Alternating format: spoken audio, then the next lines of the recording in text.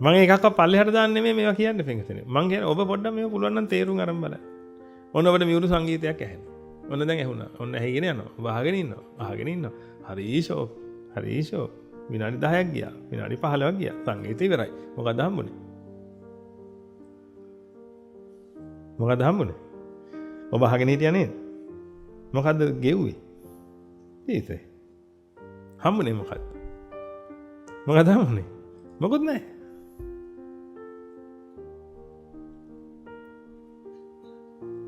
අද ගෙදර ගිහිල්ලා පැය භාගයක ටෙලිග්‍රාම තියෙන කී හරි ඇතිනේ.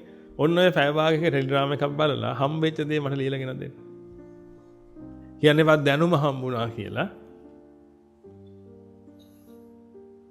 හම්බෙච්ච දේ ගෙන දෙන්න. දැනුමට නම් ටෙලිග්‍රාම බලන්නේ ඔබ බලන්න.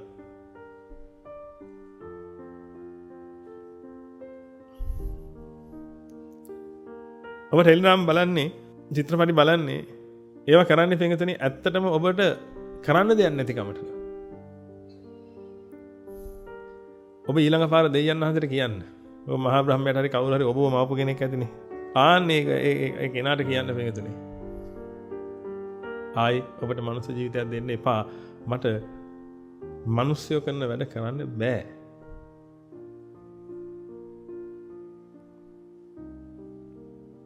අන්න ඒක කියන්න පින්වතුනි. මට මිනිස්සුયો කරන වැඩ කරන්න බෑ. ඒක නිසා මට කරදර කරන්න නැතුව මාව තිරසනෙක් කරන්න.